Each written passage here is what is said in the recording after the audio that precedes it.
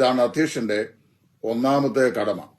സഭയിലുള്ള വിശ്വാസികളെ മേൽ ഒരു പിതാവിന് മക്കളോടുള്ള വാത്സല്യം, അതേസമയത്ത് ഒരു പിതാവ് മക്കൾക്ക് നൽകുന്ന പ്രബോധനം, അവർക്ക് നൽകുന്ന പ്രോത്സാഹനം, ഇത് നൽകുന്ന ആളായിരിക്കണം ഒരു അധ്യക്ഷൻ.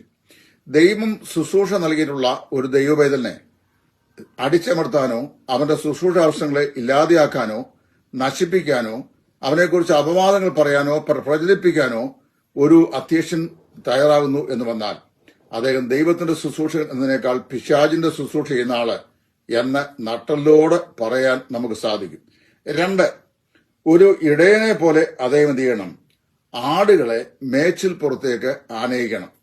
ഒന്നാമതായി ഒരു പിതാവിനെ പോലെ വാത്സല്യത്തോടെ ഇടപെടണം, അവരെ പ്രബോധിപ്പിക്കണം, അവരെ ഉത്സാഹിപ്പിക്കണം.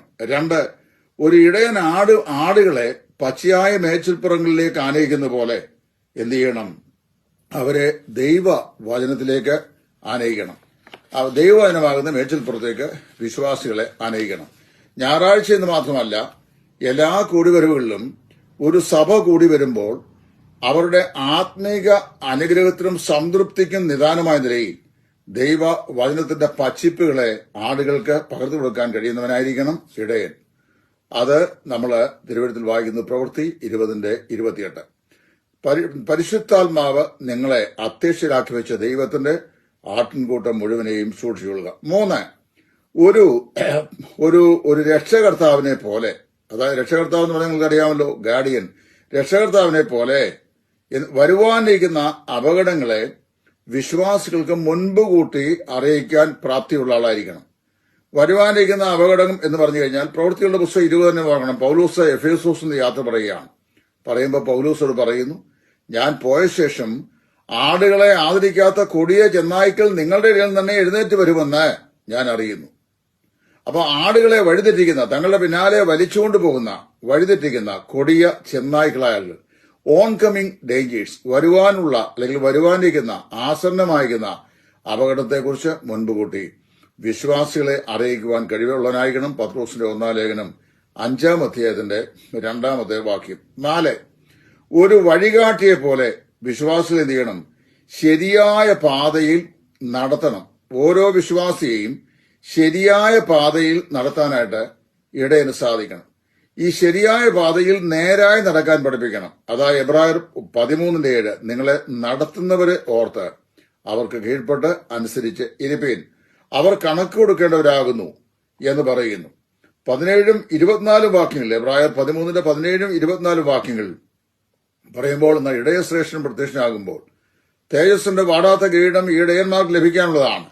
അവരെ നടത്തുന്നവരെ ഓർത്ത് അവരുടെ വിശ്വാസം അനുകരിക്കണം. അപ്പൊ വിശ്വാസികൾക്ക് മാതൃകാ പുരുഷന്മാരായി തങ്ങളുടെ വിശ്വാസത്തിന്റെ മാതൃക അനുകരിക്കാൻ കൊള്ളാവുന്നതാക്കി പകർന്നു കൊടുക്കുന്ന ആളായിരിക്കണം ഒരു സഭയുടെ ഇടയൻ.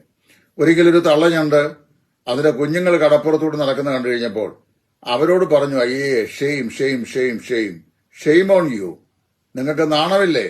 ഇങ്ങനെ ചെരിഞ്ഞാണോ നിങ്ങൾ നടക്കുന്നത്? ഞണ്ട് നടക്കുന്നതല്ലേ, ചെരിഞ്ഞാണ് നടക്കുന്നത്. അപ്പൊ ഈ ഞണ്ടും കുഞ്ഞുങ്ങളെല്ലാം കൂടി അമ്മയോട് പറഞ്ഞു, എന്നാ മമ്മി ഒന്ന് കാര്യം ചെയ്യേ, ഞങ്ങളെ ഒന്ന് നടന്ന് കാണിക്ക്, ഞങ്ങൾ അതുപോലെ നടക്കാം. അപ്പൊ ഈ വലിയ ശരീരമുള്ള ഞണ്ടമ്മ അത് വലിയ ചരിവ് വ്യക്തമായി മനസ്സിലാക്കുന്ന നിലയിൽ ഇങ്ങനെ ചെരിഞ്ഞ് നടന്നു. അപ്പൊ ആ കുഞ്ഞുങ്ങൾ പറഞ്ഞു, മമ്മി, ഞങ്ങളെല്ലാവരും ഇങ്ങനെ തന്നെയാണ് നടക്കുന്നത്. നടത്തുന്നവരുടെ യോഗ്യതയും മാതൃകയുമാണ് നടത്തപ്പെടുന്നവരുടെ യോഗ്യതയും മാതൃകയും.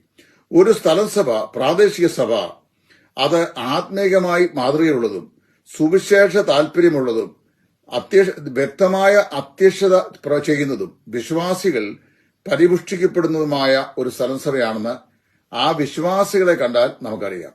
അവരുടെ ആത്മീക സംസ്കാരം, ആത്മീകമായിരുന്ന ഔന്നത്യം, അവരുടെ ആത്മീകമായ വളർച്ച, ആത്മീകമായ വീക്ഷണം, ആത്മീകമായ തീഷ്ണത, അവരുടെ വിശ്വാസ ജീവിതത്തിന്റെ വിശുദ്ധി, ദൈവത്തിലുള്ള വിശ്വാസത, ഇതെല്ലാം അവിടുത്തെ അധ്യക്ഷത എങ്ങനെയുണ്ട് എന്നതിനെ അടിസ്ഥാനമാക്കിയാണ്ടിരിക്കുന്നത്. അതാണ് യഥാ മാതാ തഥാ പ്രജ ചൊല്ലണല്ലോ, മാതാവ് എങ്ങനെയോ അങ്ങനെ തന്നെയാണ് മക്കളും.